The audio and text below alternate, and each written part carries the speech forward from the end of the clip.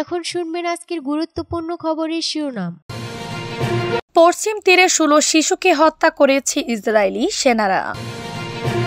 নথি স্বীকার জেলেনস্কির জানালেন চুক্তি সই প্রস্তুত ইউক্রেন। রাশিয়ার বিরুদ্ধে সাইবার অভিযান স্থগিত করল যুক্তরাষ্ট্র। ইউক্রেনে সেনা পাঠাতে পারে কানাডা, জানিয়েছেন ট্রুডো। ভয়াবহ দাবানলে পুড়েছে জাপান, নিহত 1। ইউক্রেনের সুরক্ষায় কোয়ালিশন অফ উইলিং গঠনের ঘোষণা যুক্তরাষ্ট্রের। পশ্চিম তীরে 16 শিশুকে হত্যা করেছে ইসরায়েলি বাহিনী। 2025 সাল শুরুর পর এখন পর্যন্ত অধিকৃত পশ্চিম তীরে 16 ফিলিস্তিনি শিশুকে হত্যা করেছে ইসরায়েলি বাহিনী। আন্তর্জাতিক এক মানবাধিকার সংস্থার বরাত দিয়ে এই তথ্য জানিয়েছে আনাদোলু এজেন্সি।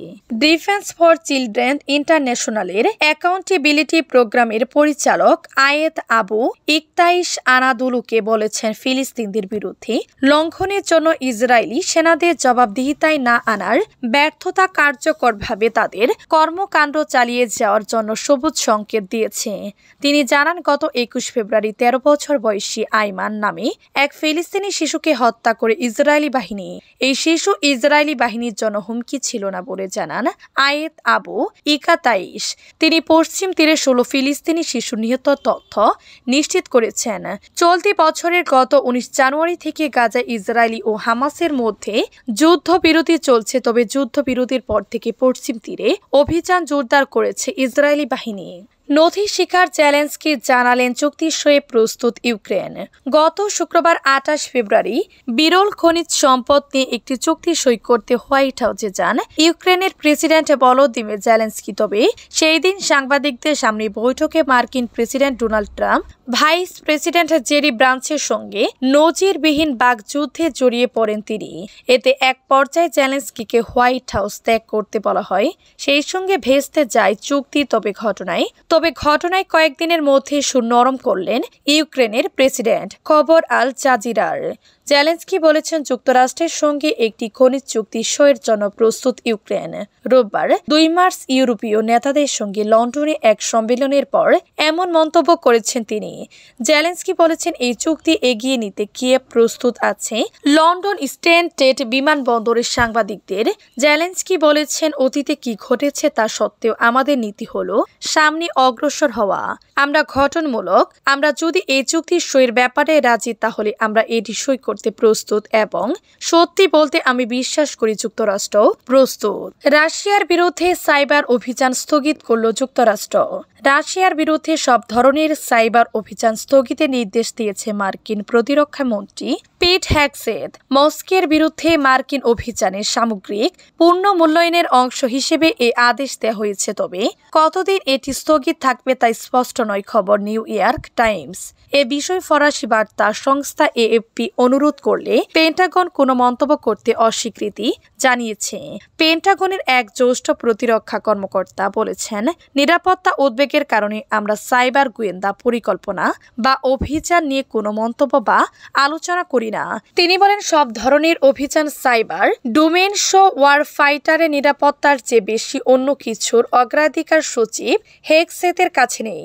হোয়াইট হাউসের ওভাল অফিসে মুখোমুখি বৈঠকে মার্কিন প্রেসিডেন্ট ডোনাল্ড ট্রাম্প ও ইউক্রেনের প্রধানমন্ত্রী ভলোদিমির জেলেনস্কির বাকবিতণ্ডার পরে এমন খবর প্রকাশিত হলো।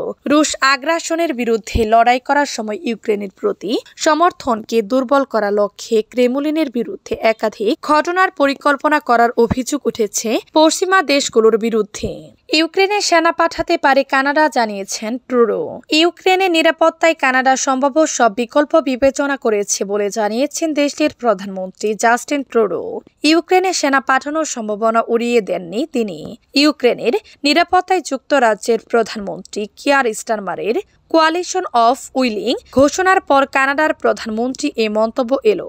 সোমবার এক প্রতিবেদনে এই তথ্য জানিয়েছে রুশ। প্রতিবেদনে বলা হয়, কানাডা ইউক্রেনের সেনা মোতায়েনের কথা বিবেচনা করবে কিনা জানতে চাইলে জাস্টিন ট্রুডো বলেন, যে কোনো কিছু সম্ভব।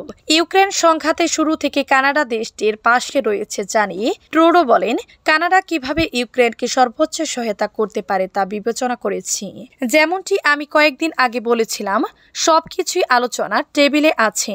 কিয়েভকে সহায়তার কানাডার ভূমিকার কথা তুলে ধরে ট্রুডো বলেন, 2015 সাল থেকে যুক্তরাজ্য ও পোল্যান্ডের সঙ্গে একটি যৌথ উদ্যোগে 44,000-এর বেশি ইউক্রেনীয় সেনাকে সামরিক প্রশিক্ষণ দিয়েছে অটোয়া।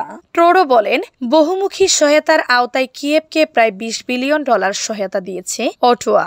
জার্মানির কিয়েল ইনস্টিটিউটের তথ্য অনুযায়ী মার্কিন যুক্তরাষ্ট্র, জার্মানি, যুক্তরাজ্য এবং জাপানের পর ইউক্রেনে পঞ্চম বৃহত্তম সহায়তাকারী দেশ কানাডা। ভয়াবহ দাবানলে পুড়ছে জাপান, নিহত 1। জাপানে বিগত 3 দশকের মধ্যে সবচেয়ে ভয়াবহ দাবানলের কবলে পড়েছে। এমন পরিস্থিতিতে আগুন নিভাতে অন্তত 1,700 অগ্নি নির্বাপন কর্মী মোতায়েন করা হয়েছে। সেই সঙ্গে 4,600 বাসিন্দাকে সরিয়ে নেওয়ার নির্দেশিকা জারি করা হয়েছে। খবর বার্তা সংস্থা AFPর প্রতিবেদনে বলা হয়েছে, দেশটির প্রধান দ্বীপ হনসুর পূর্ব উপকূলে চলমান ভয়াবহ দাবানলে অন্তত একজনের প্রাণহানি ঘটেছে। জাপানের অগ্নি নির্বাপন ও দুর্যোগ ব্যবস্থাপনা সংস্থা সোমবার জানিয়েছে, অফুনাতো শহরের কাছে বৃহস্পতিবার থেকে আগুন প্রায় 2,100 হেক্টর জমিতে ছড়িয়ে পড়েছে। টোকিওর ইউনিট সহ জাপানের 14টি অঞ্চলের দমকল কর্মীরা আগুন নিভানোর কাজ করেছেন। সেনাবাহিনী সহ 16টি হেলিকপ্টার আগুন নিভানোর চেষ্টা করেছে। সংস্থাটি জানিয়েছে, রোববার পর্যন্ত 84টি ভবন ক্ষতিগ্রস্ত হয়েছে বলে অনুমান করা হচ্ছে, যদিও বিস্তারিত এখনো মূল্যায়ন করা হচ্ছে। কর্মকর্তাদের মতে প্রায় 2,000 বন্ধু বা আত্মীয়দের কাছে থাকার জন্য এলাকা ছেড়ে চলে গেছে এবং 1,200 জনেরও বেশি মানুষকে আশ্রয় কেন্দ্রে সরিয়ে নেওয়া হয়েছিল। দেশটির জাতীয় সম্প্রচারক NHKর অফুনাটো থেকে তোলা ভোরের এক ফুটেজে ভবনের কাছে কমলা রঙের আগুনের শিখা এবং বাতাসে সাদা ধোঁয়া উঠতে দেখা গেছে। ইউক্রেনের সুরক্ষায় কোয়ালিশন অফ উইলিং গঠনের ঘোষণা যুক্তরাজ্যের প্রধানমন্ত্রী স্যার কিয়ার স্টারমার যুক্তরাজ্য, ফ্রান্স এবং অন্য দেশগুলো একটি জোট গড়ার উদ্যোগ জোরদার এবং ইউক্রেনের প্রতি তাদের এক সমর্থনে যুক্তরাষ্ট্রকে অন্তর্ভুক্ত করার চেষ্টা করেছেন তিনি। ইউক্রেন যুদ্ধের অবসান ও রাশিয়ার হাত থেকে ইউক্রেনকে রক্ষায় 4 দফা কর্মপরিকল্পনাও ঘোষণা করেছেন। খবর বিবিসির।